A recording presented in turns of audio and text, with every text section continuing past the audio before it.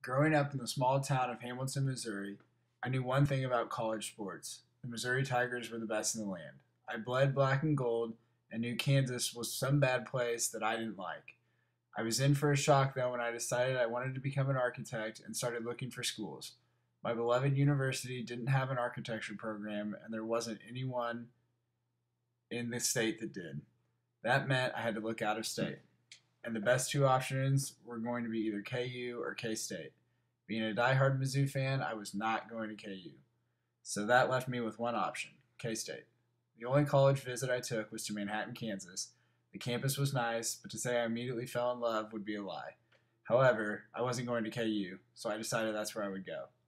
I got in and was getting my supplies for college prepared while dreading going the whole time. I refused to buy a full year parking pass because I knew I would leave after a semester. After a couple of weeks of living in Manhattan, I started to settle in. I made a lot of friends with some really cool people and began to really like the family, small town atmosphere about Manhattan. Becoming a sports fan took me a little longer to come around though.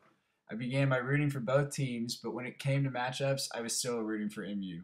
By my sophomore year, I started attending games, and I can say from experience, it's hard not to fall in love with a team when you're packed in Bill Snyder Family Stadium or Bramlage Coliseum with fans that unconditionally love their team.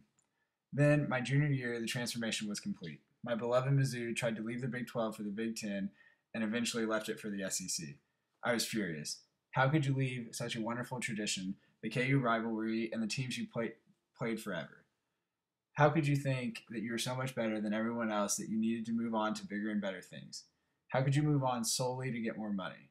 I began to see what the university truly stood for, and I also, more importantly, began to see what K State was all about: hard work, unselfishness, commitment, and unity. The 16 goals that I have been hearing my fellow fans spout off didn't just matter with football, they were about life. The reason I became a K State fan wasn't because of the recent success of our sports team. It's because I finally found a university built on the same values that I have. Family comes first.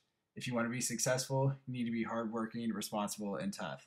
You need to give effort all the time. Strive and expect to be successful. We lost a shot at the national championship this year after a loss to Baylor, and when most fans would have been angry with their team, we empathized, we stayed positive.